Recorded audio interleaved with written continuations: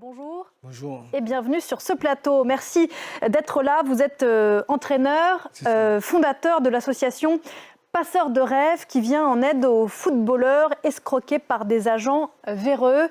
Un fléau pour des jeunes athlètes qui viennent du monde entier et notamment d'Afrique et dont vous avez été vous-même victime. On va y revenir sur votre parcours plus personnel dans un instant. De quoi on parle plus particulièrement quand on parle de ces agents qui escroquent des joueurs ? En effet, voilà, donc c'est l'occasion d'en parler aujourd'hui. Donc, des jeunes footballeurs qui rêvent de clubs européens notamment et qui se retrouvent victimes d'escroqueries. Voilà, c'est ça.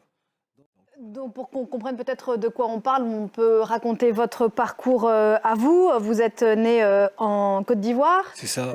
Et au Mali, en fait, au Mali. Vous êtes né au Mali, pardon, Voilà. mais vous avez grandi en Côte d'Ivoire. En Côte d'Ivoire, voilà. Votre star d'enfant à vous, c'est Didier Drogba. C'est ça. Vous êtes jeune, vous êtes adolescent, vous rêvez, vous jouez beaucoup au foot, vous rêvez de devenir footballeur professionnel. Ouais, c'est ça. Et là, vous rencontrez quelqu'un qui se présente comme un agent et qui vous dit « Moi, je peux te faire jouer au PSG, mais pour cela, il faut que tu me donnes de l'argent. » Voilà, c'est ça.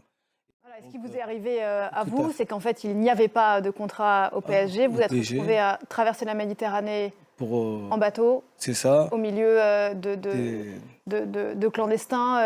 Vous êtes retrouvé à la rue à Paris. C'est ça. Donc, et c'est pour ça aussi qu'en fait, toutes les personnes qui m'ont essayé de m'aider à m'en sortir dans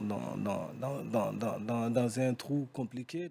Véro, qu'est-ce qu'on pourrait dire aux jeunes qui nous regardent peut-être et qui rêvent du foot européen eux aussi et qui pourraient être tentés voilà, d'aller au bout de leurs rêves et de croire peut-être quelqu'un qui leur promet de jouer à Paris, à Madrid? Parce que des agents, bien sûr, il y en a dans ce milieu très concurrentiel qui est le football, des agents conventionnés, si on peut dire. Ils sont même essentiels pour les clubs, y compris européens, mais jamais, au grand jamais, un club européen ne demanderait à un joueur qu'il veut tester chez lui, à Madrid, à Liverpool, à Rome, il ne demanderait jamais à quelqu'un de payer. Alors aujourd'hui, justement, est-ce qu'il y a des choses qui sont mises en place pour essayer que ce soit plus intègre, plus transparent ? Est-ce que les instances du foot se sont saisies de ce problème ? C'est dommage parce que...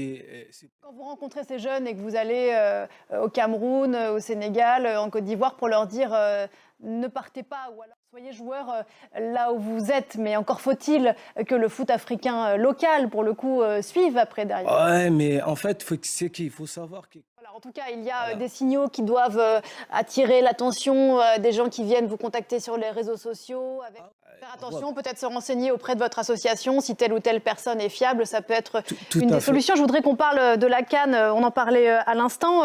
On le disait, vous avez grandi en Côte d'Ivoire. J'imagine que le sort des éléphants jusque-là vous interpelle.